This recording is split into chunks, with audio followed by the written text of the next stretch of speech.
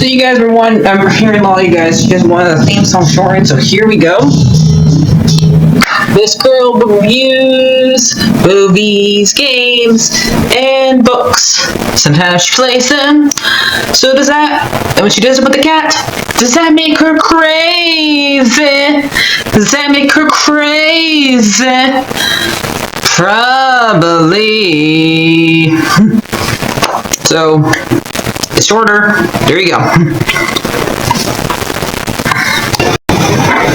CrazyCatLady or Martha Butler does not own any trailers or pictures.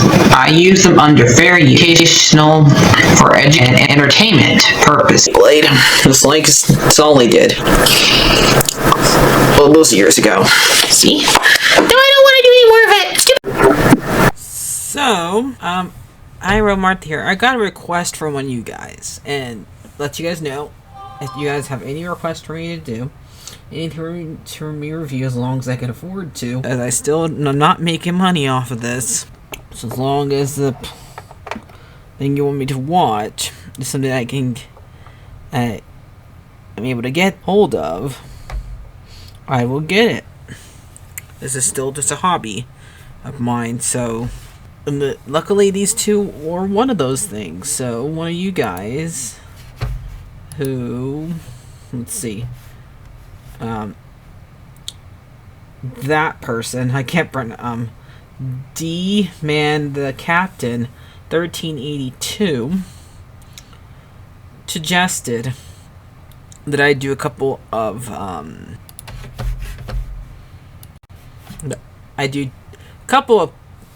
shorts, but since I only do 2 shorts at a time, they suggested I do 4, but I'll save the other 2 for next time I do Warner Brothers shorts, which will be another 2 weeks, because I want to be able to I do Warner Brothers 1 week and I do Disney another week. So this week I'm doing Warner Brothers, and this week I'm not covering a specific Looney Tunes character because none of them are in here. So this is basically Warner Brothers doing Tom Thumb. Now, I had not read that.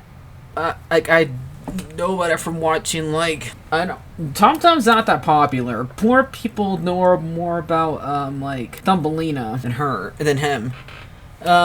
Mostly what I know about Tom Thumb is that they made fun of him in Shrek 2 when they had when both him and Thumbelina got swept up in that one joke. I do know he's basically the male equivalent of Thumbelina. I don't know how he came to be in the world.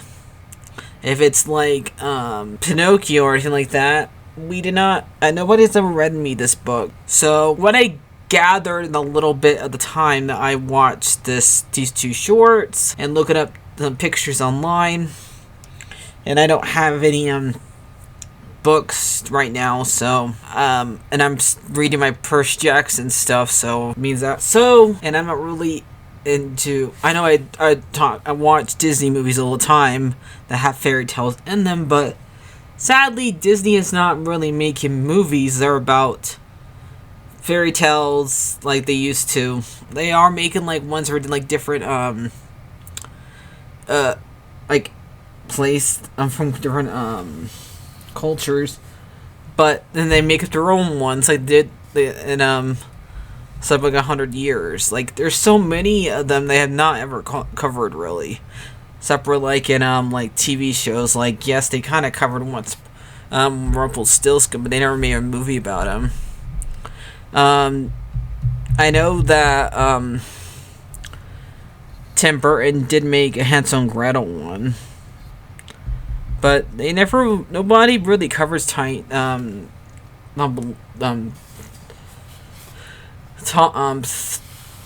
Thumb. So yeah, I just know he's the same size as your thumb, and he usually gets it being raised by his parents, and then he goes off and deal with a bunch of giant animals probably, and get trapped and more get brought back home, probably Thumbelina. Maybe I should read it, but right now I really don't have the time. But yeah. Anyway, if we can tell from these two stories, and I'll tell you who wrote written back in 1620 first, and it says that Thumb was an English folk tale. Tom Thumb, no bigger than his father's thumb. His ventures included being swallowed by a cow, then starting with giants and becoming King Arthur's favorite, becoming favorite of King Arthur. So in the second one, King Arthur is in it. I thought that was just having a little fun. So yeah, let's tackle one at a time though. So let's talk about the one I have already up, and that is I was a teenage Thumb, and this one came out 1963 January 19th, and it is made by Chuck Jones, and we have a couple that we see.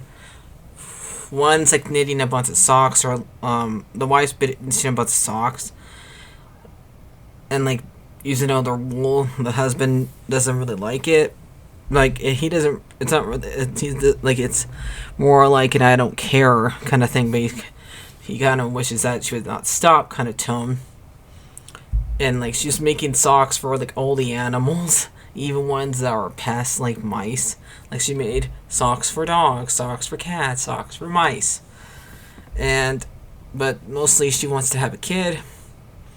And Merlin happened to walk by Merlin without a beard. I never would have thought Merlin would ever not have a beard unless he's young.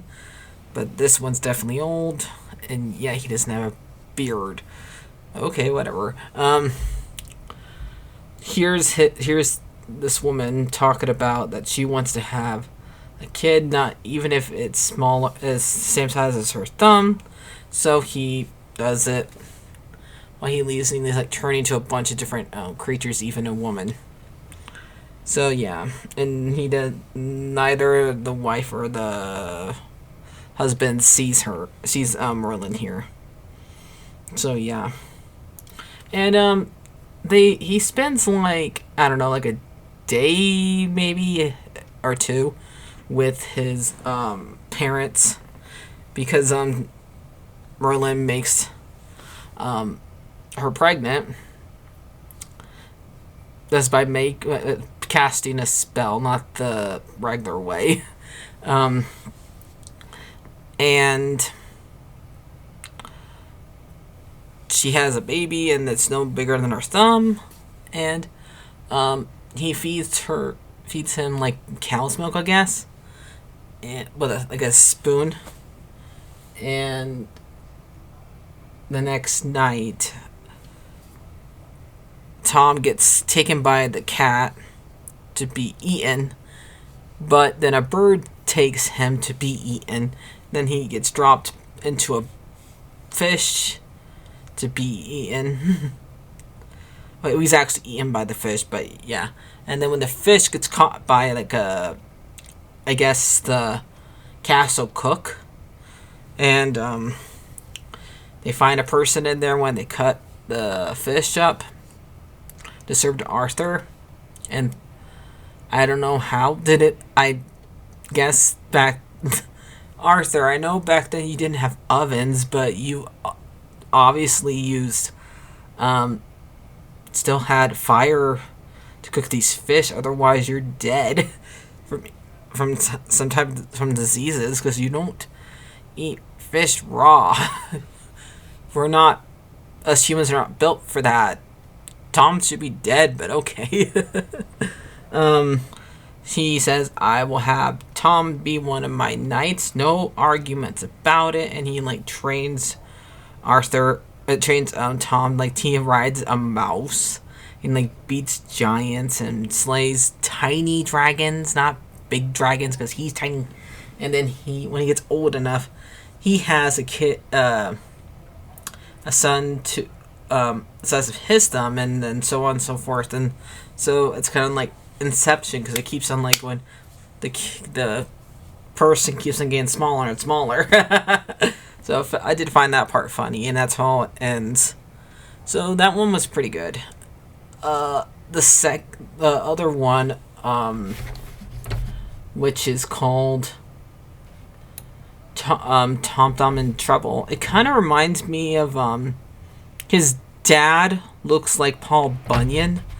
That's what it kind of reminds me of, because his dad's obviously a lumberjack and he has black hair and a black beard, so it looks like Paul Bunyan. Which is another folk tale, but that's American, not English. So, and there's like no proof this actually is him. So yeah. And now this one was made 1940, so this was made before the last one. And this is, you would probably say, it's a different form, because he just has a dad, and we don't get to see how Tom Thumb gets brought to life in this version. He's already alive, and he has to deal with like his first day without his dad there to take care of him. So his dad's like only gone for like an hour before his son almost basically dies. So this one came out in 1940, June 8th. Chuck Jones directed this one too. This one does have more cast. The other one just had like narrator, and I think that one had the same voice actor for everything except for the wife. But this one has Shepard Stewart and Maynard Tocklin and Martin or Matilda Hill Tabit and John Dearly as their voice actors. And so basically Tom is just still the same size as the size of his dad's thumb here. No wife this time. And he gives his son a bath, so he holds his son has like water in his hand, and that's how that's how Tom takes a bath. And he wipes off like his dad's shirt, and he dressed like his dad, and they eat. And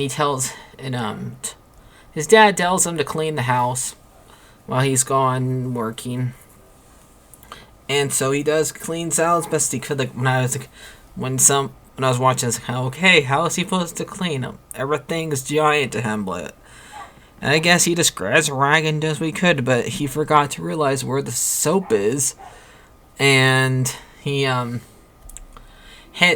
slips on the soap and goes inside like a pool of soap or something, and he can't get out because the cup's too big that the soap water is in, and he says help, and a little sparrow outside hears him crying for help and comes and saves him, and breaks a window. Like this is one strong sparrow, and like usually when a sparrow hits the glass, it's not good for the sparrow. But okay. The dad hears the glass breaks and goes back, and he sees that he thinks the sparrow hurt his son, so he scares his scares the sparrow away. The dad resuscitates his son. I don't know how, because they did not know CPR back then. I guess he just... and he didn't even... And his, Tom didn't even explain to him that it was an accident. He just said, I'm sorry that the bird tried to kill you. And then he would not let Tom tell him the truth that he almost drowned. Yes, he fell. So yeah, he would not let him tell. So he writes a note while his dad's asleep that he's gonna go and look for the sparrow and bring him back, I guess. And his dad, when he wakes up to find the note, he tries to go out there with him and calls for Tom, and the sparrow hears him looking for Tom. And so the sparrow finds him and brings him back home, and yeah, so then the sparrow becomes part of the family, and that's how that one ends. So I think both of these are cute, and funny. The thing is, I can totally see what that guy that you were talking about. This definitely reminds you of Disney. It does not remind me anything Looney Tune-ish, because Looney Tunes are mostly edgy while Disney is friendly, and I try my best to keep those two separate, because that way you can distribute the difference between them. And usually when one's trying to copy the other, it's not really good. It's kind of against their style of stuff. It's not, and I think these two cartoons are fine. They're just not written by the right people. So yeah, and it's okay for other companies to write folk tales or fairy tales besides just Disney. So yeah, because back during the 80s, Disney was not the people that were doing fairy tales. John Bluth did, but he left Disney because Disney was no longer acting like the way they were, because they lost their ways after Walt died. During the 80s, they were making scary stuff, and it's kind of basically him they kind of lost their ways. So yeah, but I did like these two shorts. They're fine. It's just not usually something I usually expect from this company. So I'll probably, let me see who actually wrote this book. That's a hard time finding it before I end this video. It says Henry Filling wrote it, and it was added in it was added to his group of books in 1730 at April 23rd. I think so yeah, so that's when I was written. So that's basically it. I think both these shorts are fine. So probably gonna get these two. And kind of our topic here, I am gonna change my score for that third Star Wars Acolyte show to a 5, because I don't know, I've been trying my best to be nice to Star Wars, but since a lot of other people didn't like it, and I kind of didn't like it when I first watched it, I'm gonna go back I'm gonna give it a harder score. So yeah, these ones are fine. So I'll see you guys later. Like, favorite, and subscribe, and bye bye.